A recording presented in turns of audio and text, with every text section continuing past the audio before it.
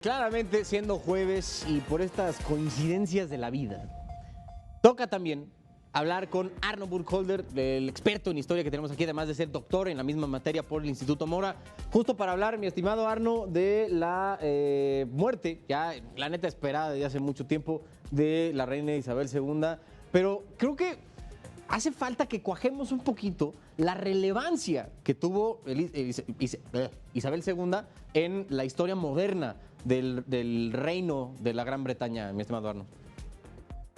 Señor Allende, buenas tardes. Y tiene usted razón, es importante también entender el contexto, porque eso nos ayuda a entender cómo al mismo tiempo es una figura que fue criticada, de la que se le hicieron muchas burlas, indudablemente, cómo pudo haber un enorme sector de la población británica que no la quería, pero al final logró mantener viva una institución que parecía que podía desaparecer en cualquier momento y que en realidad se ha vuelto un referente cultural, sí artístico y sí también turístico e histórico en Inglaterra y en el resto de la mancomunidad británica de naciones.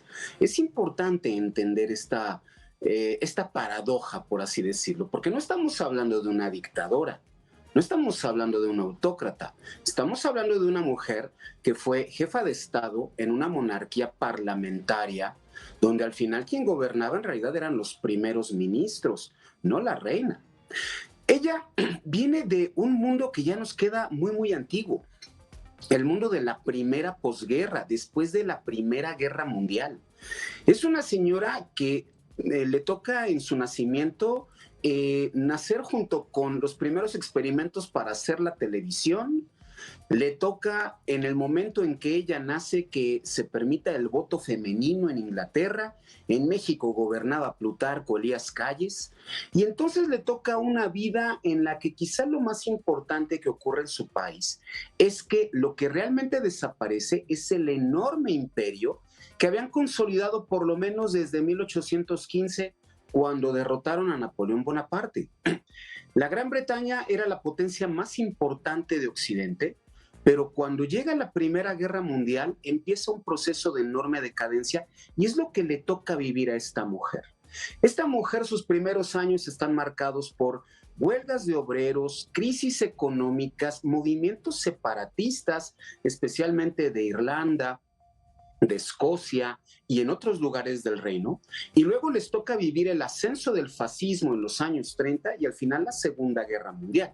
Y además, a nivel personal, por así decirlo, pues ocurre que su tío, Eduardo VIII, abdica a la corona y entonces es su papá, Jorge V, quien tiene que quedarse como rey de Inglaterra y esta mujer por eso se convierte en la heredera.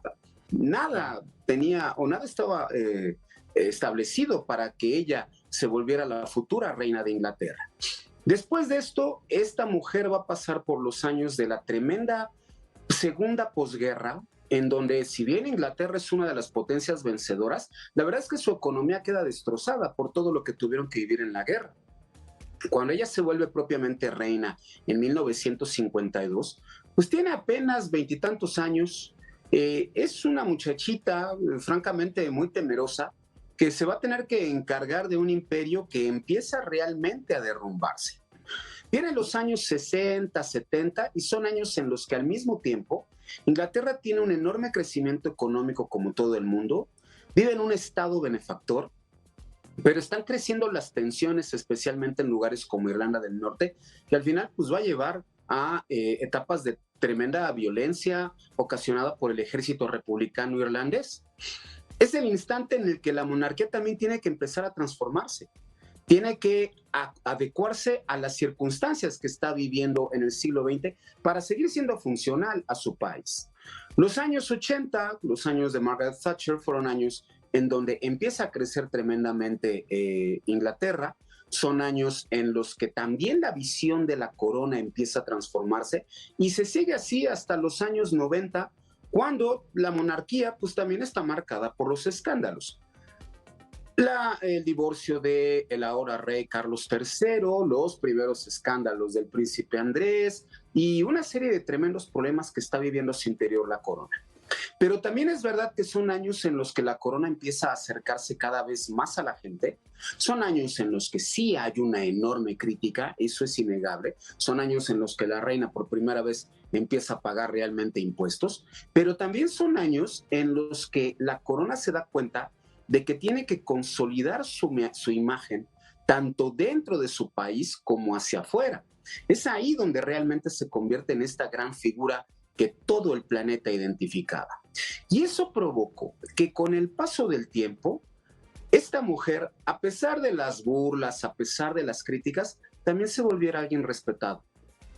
En medio de una Gran Bretaña que está pasando por las transformaciones de los 90, el neoliberalismo no funciona al 100%, llega la guerra del Golfo, luego llegan los atentados de 2001, los atentados que vive Inglaterra, que son tremendamente dolorosos.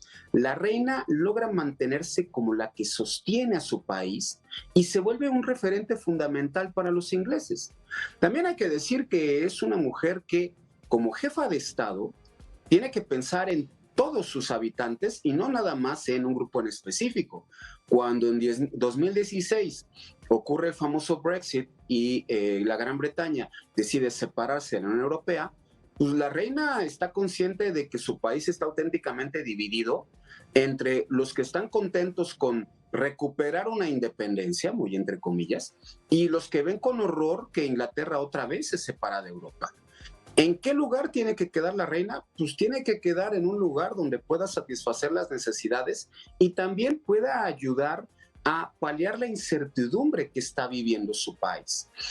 De esta manera van pasando los años, es una mujer que por supuesto fue envejeciendo cada vez más, pero se fue volviendo o fue consolidando esta posición de referencia hasta quizá el último momento, la crisis del COVID, que para los ingleses también fue tremenda, que también además pues llevó una tremenda crítica, no nada más a la familia real, sino al primer ministro entonces, Boris Johnson, el cual pues no había cumplido de manera cabal sus labores como primer ministro en ese momento, y la reina entonces se convierte o se mantiene como el pilar sobre el cual todo el país puede apoyarse.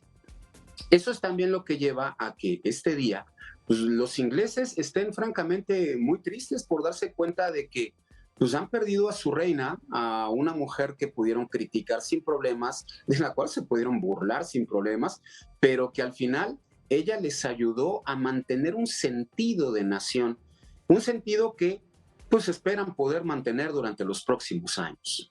Oye, Arno, justo por ahí creo que me gustaría plantearte la siguiente pregunta, que es, ¿cómo fue el proceso de aceptación-rechazo de la monarquía desde que Isabel II tomó el trono hasta ahorita? ¿Cómo ves que ha sido? ¿Hay más gente que lo acepta? ¿Hay menos? ¿Por dónde lo ves?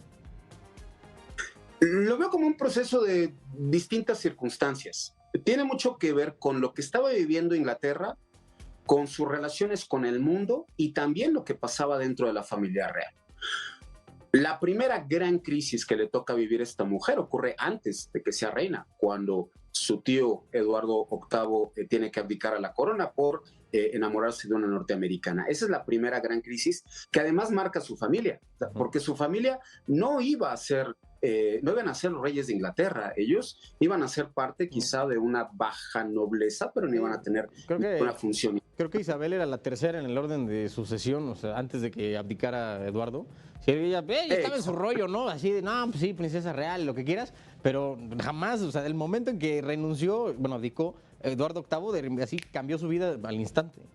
Y tenía creo que 10 años, una cosa así. Pero luego viene un momento en el que la monarquía se fortalece, la Segunda Guerra Mundial. En ese momento en el que los nazis están bombardeando Londres, el rey Jorge V y su esposa logran que la monarquía se convierta en un pilar en el que se congregan todos los ingleses. Y ahí la presencia de una muy joven Isabel, siendo parte de las Fuerzas Armadas, obviamente encargándose de algunas funciones nada más en Inglaterra, pues va a ser fundamental. Luego, cuando llegan los años 50, 60, Inglaterra está intentando otra vez retomar el rumbo, desaparece formalmente el Imperio Británico. También son momentos de crisis, son momentos en los que hay un gran cuestionamiento. Van a venir los 70 y los 80 y cuando viene el enorme crecimiento producto del neoliberalismo, ahí también la imagen de la familia real empieza a cambiar, entre otras cosas porque hay una nueva generación, porque llega Diana de Gales, porque el príncipe Andrés pues primero tiene sus escándalos, luego se casa, porque la monarquía también empieza a transformarse. Quizá un momento fundamental es a principios de los 90, cuando con Tony Blair, Inglaterra vuelve a tener una imagen fresca, joven, de impulso, y ahí la reina también tiene esta capacidad de volverse un factor de unión. Factor de unión que también entró en crisis cuando pues, fallece Diana de Gales en 1997 y pues queda claro que dentro de la familia había problemas. Lo que nos encontramos entonces parece que son ciclos de aceptación, ciclos de rechazo y que en el fondo parecería que pues, la monarquía ha llegado a entender que así funciona. Ha llegado a entender que tiene que estar cerca de la población, que debe de ser un símbolo de unión, por eso involucrarse en proyectos culturales, proyectos sociales, fomentar esta multiculturalidad que actualmente define a la sociedad inglesa para seguir teniendo un papel fundamental para los próximos años. Bueno. Pues ya tendremos 10 días en los que estaremos reportando, ¿no?, qué es lo que pasa ahora con este protocolo fúnebre allá desde el Reino Unido. Por lo pronto, gracias, Arno. Siempre un absoluto placer tenerte aquí. Y para todos los que gusten seguir al buen doctor Burkholder, @Clionáutica, así está en Twitter, ahí lo encuentran, y todos los jueves en Palitos y Bolitas. Gracias, Arno. Nos vemos el próximo jueves. Hasta luego. Claro que sí, fuerte abrazo al doctor Burkholder.